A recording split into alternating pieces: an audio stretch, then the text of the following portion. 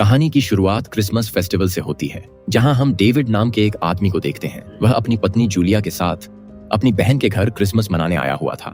रात काफी हो चुकी थी, इसलिए दोनों वापस अपने घर के लिए निकल जाते हैं। रास्ते में हंसते बातें करते हुए वे आगे बढ़ रहे थे कि तभी अचानक उनकी कार का बेहद भयानक एक्सीडेंट हो जाता है। इस हादसे में डेविड तो किसी तरह बच जाता है, लेकिन जूलिया की मौके पर ही मौत हो जाती है। इसके बाद कहानी 1 साल आगे बढ़ती है। अब डेविड पूरी तरह बदल चुका था। वह अभी तक अपनी पत्नी की मौत के सदमे से बाहर नहीं निकल पाया था। उसने लोगों से मिलना जुलना लगभग बंद कर दिया था और अकेले रहने का आदी बन चुका था। उसके साथ बस उसकी पालतू बिल्ली रहती थी।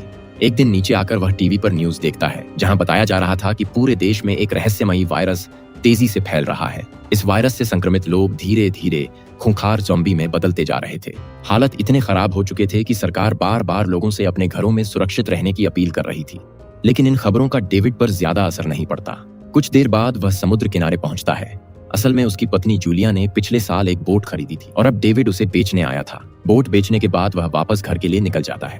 रास्ते में वह खाने का सामान लेने एक दुकान पर रुकता है, लेकिन वहां का माहौल देखकर वह हैरान रह जाता है। लोग जरूरत से ज्यादा सामान लूटने में लगे थे। हर तरफ अफरा तफरी मची हुई थी, जैसे लोगों को लग रहा हो कि दुनिया खत्म होने वाली है। खैर, किसी तरह सामान लेकर डेविड अपने घर वापस पहुंचता है। घर आते ही वह अपनी बहन को कॉल लगाता है ताकि उसका हालचाल जान सके। डेविड की बहन फोन पर उसे बताती है कि उसका पति आर्मी में है और उसी से उन्हें पता चला है कि जो लोग अभी तक सुरक्षित हैं, उन्हें एक खास सुरक्षित आइलैंड पर भेजा जा रहा है। वह डेविड से कहती है, तुम भी हमारे साथ चलो, हम आज रात ही यहाँ से निकल रहे हैं। लेकिन डेविड साफ मना कर देता है। वह अब किसी से जुड़ना नहीं चाहता था। जूलिया की मौत के बाद उसने खुद को दुनिया से लगभग अलग कर लिया था। हालांकि उसकी बहन उसे समझाती है कि हालात बहुत खराब होते जा रहे हैं और ऐसे वक्त में परिवार का साथ होना जरूरी है। वह कहती है, अगर हम साथ रहेंगे तो कम से कम मुश्किल समय में एक दूसरे की मदद तो कर पाएंगे। अपनी बहन की बातें सुनकर आखिरकार डेविड मान जाता है। अगली सुबह वह अपनी कार लेकर एयरपोर्ट के लिए निकल पड़ता है, लेकिन रास्ते में वह देखता है कि लगभग हर गाड़ी उसी दिशा में जा रही है। ऐसा लग रहा था जैसे पूरा शहर वहां से भागने की कोशिश कर रहा हो। जब डेविड एयरपोर्ट पहुंचता है तो वहां का नजारा और भी ज्यादा डरावना था। टिकट काउंटर के सामने लोगों की लंबी भीड़ लगी हुई थी। हर कोई किसी भी कीमत पर उस सुरक्षित आइलैंड तक पहुंचना चाहता था। डेविड भी लाइन में खड़ा हो जाता है, लेकिन इतनी भीड़ देखकर वह परेशान हो जाता है। उसे समझ नहीं आ रहा था कि उसका नंबर आखिर कब आएगा। तभी अचानक एयरपोर्ट में अनाउंसमेंट होती है कि आइलैंड पर जाने वाली फ्लाइट कैंसिल कर दी गई है। ये सुनते ही वहां अफरा तफरी मच जाती है। लोग घबराकर चिल्लाने लगते हैं। कुछ लोग स्टाफ से बहस करने लगते हैं तो कुछ अपनी फैमिली को लेकर रोने लगते हैं। डेविड को जैसे ही यह पता चलता है, वह तुरंत वहां से निकलकर अपने घर की तरफ वापस लौट जाता है। लेकिन घर पहुंचने से पहले ही उसे कुछ अजीब दिखाई देता है। वह देखता है कि उसके कुछ पड़ोसियों को एक बड़ी पारदर्शी टनल के अंदर ले जाया जा रहा है। ऐसा लग रहा था जैसे सरकार अब लोगों को जबरदस्ती किसी क्वारंटीन जोन में शिफ्ट कर रही हो। असल में उसके पड़ोसी उस खतरनाक वायरस से संक्रमित हो चुके थे और अब धीरे धीरे पूरे इलाके में ज़ॉम्बी फैलने लगे थे। यह सब देखकर डेविड पूरी तरह हैरान रह जाता है। उसे अब समझ आने लगा था कि हालात उसकी सोच से कहीं ज्यादा खराब हो चुके हैं। अगली सुबह डेविड के पास उसकी बहन का फिर से फोन आता है। वह घबराई हुई आवाज में बताती है कि यह वायरस बहुत तेजी से फैल रहा है। संक्रमित लोग दूसरों को काटकर उन्हें भी ज़ॉम्बी बना रहे हैं। इसी बीच डेविड के फोन पर एक इमरजेंसी मैसेज आता है। उसमें साफ लिखा था कि कोई भी व्यक्ति अपने घर से बाहर ना निकले और शहर के सभी मार्केट तुरंत बंद किए जा रहे हैं। यह मैसेज सरकार की तरफ से भेजा गया था ताकि लोग सुरक्षित रह सकें। डेविड समझ चुका था कि आने वाले दिनों में सबसे बड़ी जरूरत खाने की होने वाली है, इसलिए वह तुरंत जरूरी सामान लेने के लिए एक स्टोर की तरफ निकल पड़ता है। लेकिन जब वह वहां पहुंचता है तो उसके होश उड़ जाते हैं। स्टोर लगभग खाली हो चुका था। लोग पहले ही सारा सामान लूट कर ले जा चुके थे। जो थोड़ा बहुत खाना बचा था, लोग उसे भी छीना झपट्टी करके ले रहे थे। किसी तरह डेविड अपने लिए थोड़ा सामान जुटा लेता है और बाहर निकलने लगता है। तभी अचानक उसकी नजर एक खौफनाक मंजर पर पड़ती है। एक ज़ॉम्बी सड़क पर मौजूद पुलिस ऑफिसर पर हमला कर चुका था और उसे बुरी तरह काट रहा था। यह देखकर डेविड तुरंत उसकी मदद के लिए भागता है, लेकिन तभी वह ज़ॉम्बी पुलिस ऑफिसर को छोड़कर डेविड की तरफ बढ़ने लगता है। इससे पहले कि वह डेविड पर हमला कर पाता, घायल पुलिस ऑफिसर अपनी बची हुई ताकत से उसे गोली मार देते हैं और फिर अगले ही पल वह खुद को भी गोली मार लेता है। असल में वह जान चुका था कि वह भी वायरस से संक्रमित हो चुका है और कुछ ही देर में खुद एक ज़ॉम्बी बन जाएगा। यह सब देखकर डेविड बुरी तरह डर जाता है और तुरंत अपने घर वापस लौट आता है। घर पहुंचते ही वह खुद को सुरक्षित करने में लग जाता है। वह पूरे घर को अच्छी तरह बंद कर देता है। खिड़कियों और दरवाजों को मजबूत तरीके से लॉक कर देता है ताकि कोई भी ज़ॉम्बी अंदर ना घुस सके। इसी तरह तैयारी करते करते रात हो जाती है। रात में अचानक इलाके में कुछ फौजी एक बस लेकर आते हैं। वे लाउड स्पीकर पर अनाउंस करते हैं कि अगर आसपास कोई भी जिंदा इंसान है तो तुरंत बस में आ जाए, उन्हें सुरक्षित जगह पर ले जाया जाएगा। लेकिन यह सुनकर भी डेविड बाहर नहीं निकलता। उल्टा वह अपने घर के अंदर छुप जाता है ताकि कोई उसे जबरदस्ती अपने साथ ना ले जाए। डेविड का मानना था कि जितनी ज्यादा भीड़ होगी, वायरस उतनी तेजी से फैलेगा। इसलिए उसने फैसला कर लिया था कि चाहे कुछ भी हो जाए वह अकेले रहेगा, लेकिन लोगों से दूर रहेगा। इसके बाद कहानी सीधे 2 हफ्ते आगे बढ़ती है। अब उस पूरे इलाके में डेविड बिल्कुल अकेला बच चुका था। चारों तरफ सिर्फ खाली सड़कें, बंद घर और डरावना सन्नाटा फैला हुआ था। इंसानों की आवाजें जैसे इस दुनिया से पूरी तरह गायब हो चुकी थी। इसी अकेलेपन के बीच डेविड अपनी बहन के लिए एक वीडियो रिकॉर्ड करता है। वह उसमें अपनी हालत बताता है और वीडियो उसे भेजने की कोशिश करता है, लेकिन नेटवर्क पूरी तरह बंद होने की वजह से वीडियो सेंड ही नहीं हो पाता समय के साथ। अब उसके घर में रखा सारा खाना भी लगभग खत्म हो चुका था। इसलिए आखिरकार डेविड फैसला करता है कि अब चाहे जो हो जाए उसे बाहर जाकर खाने का इंतजाम करना ही पड़ेगा। वह अपने साथ एक हथियार लेता है और सुनसान गलियों में खाने की तलाश में निकल पड़ता है। डेविड एक एक करके कई घरों को चेक करता है, लेकिन हर जगह सिर्फ बिखरा सामान और खाली कमरे दिखाई देते हैं। कहीं भी खाने का एक दाना तक नहीं बचा था। इसी दौरान जब वह एक और घर के अंदर जाता है तो वहां उसे एक बूढ़ी औरत दिखाई देती है।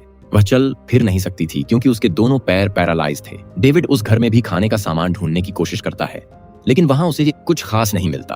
तभी वह बूढ़ी औरत उसे बताती है कि उसे आसपास कुछ ऐसे घरों के बारे में पता है जहां अभी भी खाना मिल सकता है।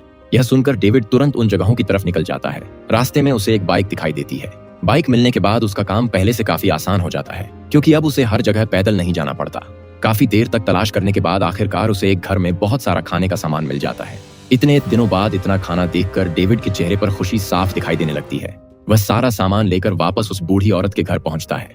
रात होने पर दोनों साथ बैठकर खाना खाते हैं।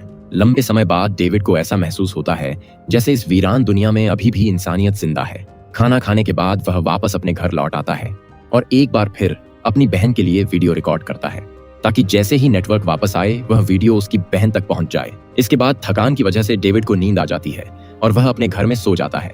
लेकिन तभी देर रात डेविड को वॉकी टॉकी से उस बूढ़ी औरत की आवाज सुनाई देती है। वह घबराई हुई आवाज में डेविड से कहती है कि जल्दी मेरे घर आओ, रेडियो पर कुछ जरूरी मैसेज आ रहा है। यह सुनते ही डेविड तुरंत उसके घर पहुंच जाता है। वहां रेडियो पर मिलिट्री की तरफ से लगातार अनाउंसमेंट हो रही थी। वे लोग कह रहे थे कि अगर कोई भी अभी तक जिंदा है तो तुरंत दिए गए कैंप की लोकेशन पर पहुंच जाए। वहां से सभी बचे हुए लोगों को सुरक्षित तरीके से दूसरे आइलैंड पर भेजा जाएगा, जहां अब भी इंसान सुरक्षित हैं। यह सुनकर इतने दिनों बाद पहली बार डेविड के चेहरे पर उम्मीद दिखाई देती है, क्योंकि उसे भी अब समझ आ चुका था कि अगर वह ऐसे ही अकेला रहा तो भूख या जम्बीज की वजह से कभी भी मर सकता है। इसलिए उसने फैसला कर लिया कि चाहे कुछ भी हो जाए वह उस कैंप तक जरूर पहुंचेगा। जब डेविड बूढ़ी औरत को अपने साथ चलने के लिए कहता है तो वह उदास होकर बताती है कि वह व्हील चेयर पर है और इतनी लंबी यात्रा नहीं कर सकती। लेकिन डेविड साफ कह देता है कि वह उसे अकेला छोड़कर नहीं जाएगा। वह कहता है कि अब इस दुनिया में इंसानियत ही सबसे जरूरी चीज है और वह किसी भी हालत में उसे कैंप तक लेकर जाएगा। आखिरकार दोनों अगली सुबह निकलने का फैसला करते हैं, लेकिन अगली सुबह जब डेविड उसे लेने पहुंचता है तो वहां का नजारा देखकर उसके पैरों तले जमीन खिसक जाती है। बूढ़ी औरत मर चुकी थी। उसने रात में ही दवाइयों की ओवरडोज लेकर अपनी जान दे दी थी, ताकि उसकी वजह से डेविड खतरे में ना पड़े। यह देखकर डेविड अंदर से पूरी तरह टूट जाता है, लेकिन उसके पास रुकने का वक्त नहीं था। इसके बाद वह अपनी बाइक लेकर कैंप की तरफ निकल पड़ता है। रास्ते में उसे पता चलता है कि मेन रोड पूरी तरह बंद हो चुकी है, इसलिए वह जंगल के रास्ते जाने का फैसला करता है। लेकिन जंगल के अंदर हालात और भी ज्यादा खतरनाक थे। वहां अचानक कई ज़ॉम्बीज उसका पीछा करने लगते हैं। वे इतनी तेजी से उसके पीछे भाग रहे थे कि एक पल की गलती उसकी जान ले सकती थी। फिर भी डेविड किसी तरह उनसे बचते हुए कैंप तक पहुंच ही जाता है, लेकिन वहां पहुंचकर उसके होश उड़ जाते हैं, क्योंकि कैंप पूरी तरह बर्बाद हो चुका था। वहां कोई सैनिक या इंसान नहीं था, सिर्फ चारों तरफ घूमते हुए खूंखार ज़ॉम्बीज थे। यह देखकर डेविड तुरंत वहां से भागने लगता है, लेकिन भागते वक्त उसकी बाइक फिसलकर गिर जाती है। वह बार बार बाइक स्टार्ट करने की कोशिश करता है, मगर बाइक स्टार्ट नहीं होती और दूसरी तरफ ज़ॉम्बीज तेजी से उसकी तरफ बढ़ते जा रहे थे। अब उसके पास कोई दूसरा रास्ता नहीं बचा था, इसलिए वह अपनी बिल्ली को उठाता है और बाइक वहीं छोड़कर जंगल के अंदर भागने लगता है। काफी देर तक पैदल भटकने के बाद आखिरकार वह उस जगह पहुंच जाता है जहां उसकी पुरानी बोट खड़ी थी। वहां पहुंचते ही उसे थोड़ी उम्मीद मिलती है। वह तुरंत बोट स्टार्ट करने की कोशिश करता है, लेकिन बदकिस्मती से वह भी खराब पड़ी थी। अब डेविड के पास सिर्फ एक छोटा सा राफ्ट बचा था, इसलिए वह उसी के सहारे समुद्र में निकल पड़ता है। उसका इरादा किसी तरह अपनी बहन तक पहुंचने का था, लेकिन सफर के बीच में ही तेज लहरों और खराब मौसम की वजह से राफ्ट टूटने लगती है। धीरे धीरे वह पूरी तरह जवाब दे देती है और अब डेविड विशाल समंदर के बीच बिल्कुल अकेला फंस चुका था। यह देखकर डेविड को बहुत ही ज्यादा गुस्सा आता है। डेविड अब यहाँ पर फंस चुका था, लेकिन थोड़ी ही देर बाद उसे वहां से एक बोट जाती हुई दिखाई देती है। डेविड अपने हाथ हिलाते हुए उस बोट की तरफ मदद के लिए आवाज लगाने लगता है, जिससे उस बोट में मौजूद लोग बोट को डेविड के पास ले आते हैं। वे लोग डेविड को अंदर ले जाते हैं और उसे खाने के लिए खाना देते हैं। डेविड उस खाने को बहुत ही शौक से खाता है, क्योंकि वह काफी ज्यादा भूखा था। तभी डेविड के पास 3 लोग आते हैं, जिनमें से एक था पायलट विक्टर, दूसरा था शिप का मालिक और तीसरा उसका बेटा। ये लोग डेविड को बहुत अच्छी तरह रखते हैं और रात को सोने के लिए उसे एक कमरा भी देते हैं। अब जब रात में डेविड सो रहा होता है तभी उसे बाहर से किसी की आवाज सुनाई देती है। वह तुरंत बाहर जाकर देखता है तो उसे एक राफ्ट पर बैठी हुई फैमिली मदद मांगती हुई दिखाई देती है। यह देखकर डेविड हैरान रह जाता है। लेकिन अगली सुबह जब वह विक्टर से पूछता है कि कल रात जो नए लोग आए थे वे कहाँ हैं, क्योंकि उसने अभी तक उन्हें शिप पर नहीं देखा, तब विक्टर उसे बताता है कि कल रात यहाँ कोई भी नहीं आया था, शायद तुम्हें कोई वहम हुआ होगा। लेकिन डेविड को अपने ऊपर पूरा भरोसा था कि उसने जो देखा था वह सच था, इसलिए वह पूरे शिप के आसपास उन लोगों को ढूंढने लगता है। और तभी उसकी नजर उस फैमिली की राफ्ट पर पड़ती है। यह देखकर डेविड तुरंत विक्टर के पास जाता है और उससे कहता है कि वे लोग यहीं पर हैं, शायद तुम लोगों ने उन्हें शिप के नीचे वाले हिस्से में बंद करके रखा हुआ है। जिस पर विक्टर धीरे से उससे कहता है कि देखो, अगर तुम चुप रहोगे तो तुम्हारे लिए ही अच्छा रहेगा, वरना हम दोनों ही मारे जाएंगे। जिन लोगों का यह शिप था उनके खिलाफ कोई भी आवाज नहीं उठाता था। डेविड अब यह समझ चुका था कि वह कितनी बड़ी मुसीबत में फंस चुका है। अगर वह यहीं पर रुका रहा तो शायद कभी अपनी बहन से मिल भी नहीं पाएगा। इसलिए उसने उसी वक्त फैसला कर लिया कि वह रात होते ही यहाँ से भाग जाएगा। जैसे ही रात हुई डेविड पूरी तरह तैयार हो गया, लेकिन जाते जाते उसके मन में उस फैमिली का ख्याल आने लगा जिसे उन लोगों ने कैद करके रखा हुआ था। इसलिए वह उन्हें छुड़ाने के लिए शिप के नीचे वाले हिस्से में पहुंच जाता है। वहां पहुंचकर वह देखता है कि इस वक्त वहां कोई भी मौजूद नहीं है, इसलिए वह जल्दी से उन लोगों की रस्सियां खोलने लगता है। लेकिन तभी अचानक वहां एक आदमी गन लेकर आ जाता है और आते ही वह उस फैमिली के एक सदस्य को गोली मार देता है। अब वह डेविड को भी शूट करने ही वाला था कि तभी पीछे से विक्टर वहां पहुंच जाता है। विक्टर उस आदमी को समझाने की कोशिश करता है कि डेविड हमारे लिए कोई खतरा नहीं है, उसे जाने दो। लेकिन वह आदमी कुछ भी सुनने को तैयार नहीं था। तभी मजबूर होकर विक्टर उस पर हमला कर देता है और रस्सी से उसका गला घोंटकर वहीं मार डालता है। इसके बाद विक्टर डेविड से कहता है कि अब हमें तुरंत यहाँ से निकलना होगा। फिर दोनों बहुत सावधानी से एक छोटी बोट में जाकर बैठ जाते हैं। लेकिन तब तक पूरे शिप में यह खबर फैल चुकी थी कि विक्टर और डेविड उनके आदमी को मारकर भाग चुके हैं। जैसे ही वे लोग बोट लेकर वहां से निकलते हैं, शिप पर मौजूद लोग उन्हें देख लेते हैं और उन पर ताबड़तोड़ फायरिंग शुरू कर देते हैं। गोलियों की इस बरसात के बीच उस फैमिली का बचा हुआ आखिरी सदस्य भी मारा जाता है। विक्टर किसी तरह उन लोगों का सामना कर रहा था, लेकिन तभी एक गोली उसके कंधे में आकर लग जाती है। फिर भी डेविड हिम्मत नहीं हारता और किसी तरह बोट को वहां से निकालकर शहर के किनारे तक ले आता है। कुछ देर बाद वे लोग शहर पहुंच जाते हैं, लेकिन अब विक्टर की हालत बहुत ज्यादा खराब हो चुकी थी। अगर जल्द उसकी गोली नहीं निकाली गई तो वह मर सकता था। डेविड यह देखकर बुरी तरह परेशान हो जाता है। वह तुरंत विक्टर को कार में बैठाकर हॉस्पिटल की तरफ निकल पड़ता है, क्योंकि उसे लगता था कि वहां कोई हेलीकॉप्टर मिल सकता है जिससे वे दोनों वहां से निकल पाएंगे। लेकिन जब वे हॉस्पिटल पहुंचते हैं तो वहां सब कुछ पूरी तरह खाली पड़ा था। यह देखकर डेविड को बहुत बड़ा झटका लगता है। तभी अचानक उसकी कार के सामने एक ज़ॉम्बी आ जाता है। डेविड उसे मारने के लिए कार से नीचे उतरता है, लेकिन अगले ही पल चारों तरफ से कई ज़ॉम्बीज उसकी तरफ पड़ने लगते हैं। डेविड उन सभी पर फायरिंग करते हुए किसी तरह उन्हें खत्म कर देता है और फिर विक्टर को कार से निकालकर हॉस्पिटल के अंदर ले जाता है। उस हॉस्पिटल को देखकर ऐसा बिल्कुल नहीं लगता था कि वहां कोई जिंदा इंसान बचा होगा, लेकिन फिर भी डेविड एक सुरक्षित जगह ढूंढकर विक्टर को वहां लिटा देता है। विक्टर दर्द से तड़पते हुए डेविड से कहता है कि अगर जल्द उसकी गोली नहीं निकाली गई तो वह ज्यादा देर तक जिंदा नहीं रह पाएगा। यह सुनकर डेविड उसकी मदद करने के लिए तैयार हो जाता है, लेकिन इसके लिए उसे कुछ जरूरी चीजों की जरूरत थी। जब वह उन्हें ढूंढने के लिए हॉस्पिटल में आगे बढ़ता है, तभी उसे ऊपर की तरफ से इंसानों की आवाजें सुनाई देती हैं। यह सुनते ही डेविड समझ जाता है कि इस हॉस्पिटल में अभी भी कुछ लोग जिंदा हैं जो कहीं छुपे हुए हैं। वह उन आवाजों का पीछा करते हुए ऊपर ऐसी वेंट तक पहुंच जाता है और वहीं से उन लोगों से बात करने की कोशिश करता है। लोग कहते हैं कि हम जिंदा हैं और तुम भी हमारे पास आ सकते हो। डेविड अभी उन लोगों से बात ही कर रहा था कि तभी कुछ ज़ॉम्बीज अचानक उसके ऊपर हमला कर देते हैं।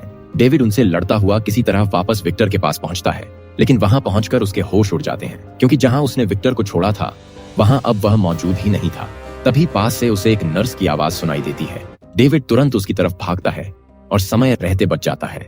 वह नर्स वहां अकेली नहीं थी, उसके साथ एक डॉक्टर और 3 बच्चे भी थे और वही लोग विक्टर को अंदर लेकर गए थे। जब वे लोग विक्टर की हालत देखते हैं तो तुरंत उसकी गोली निकालने में लग जाते हैं। काफी मुश्किल के बाद उनका ऑपरेशन सफल हो जाता है और इस तरह विक्टर की जान बच जाती है।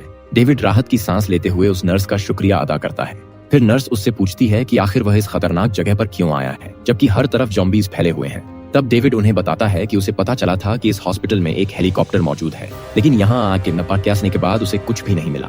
ये सुनकर नर्स समझ जाती है कि डेविड किस हेलीकॉप्टर की बात कर रहा है। फिर वह उसे अपने साथ एक जगह पर लेकर जाती है जहाँ सच में वह हेलीकॉप्टर रखा हुआ था, लेकिन समस्या यह थी कि उसके आसपास भारी संख्या में ज़ॉम्बीज घूम रहे थे और वहां तक पहुंचना लगभग नामुमकिन था। डेविड एक जगह बैठकर यही सोच रहा था कि आखिर वहां तक पहुंचा कैसे जाए। तभी अचानक उसके मोबाइल में नेटवर्क वापस आ जाते हैं। वह तुरंत अपने फोन को चेक करता है और देखता है कि उसकी बहन ने उसे कई मैसेज भेजे हुए हैं। उन मैसेज में उसकी बहन बता रही थी कि वे लोग सुरक्षित आइलैंड पर पहुंच चुके हैं और अब वहां सुरक्षित हैं, लेकिन उन्हें सबसे ज्यादा कमी सिर्फ डेविड की महसूस हो रही है। वह उससे कहती है कि अब तुम भी जल्दी यहाँ आ जाओ। यह सुनकर डेविड के चेहरे पर लंबे समय बाद मुस्कान आ जाती है। वह तुरंत अपनी बहन के लिए एक वीडियो मैसेज रिकॉर्ड करता है जिसमें वह कहता है कि वह बहुत जल्द उसके पास पहुंचने वाला है। लेकिन तभी बाहर से अचानक गोलियों की आवाज आने लगती है। डेविड तुरंत समझ जाता है कि यह आवाज उन्हीं शिप वाले लोगों की है जो खाने की तलाश करते हुए यहाँ तक पहुंच चुके थे। यह देखकर डेविड घबरा जाता है क्योंकि अगर उन लोगों ने इन्हें देख लिया तो वे सबको मार डालेंगे।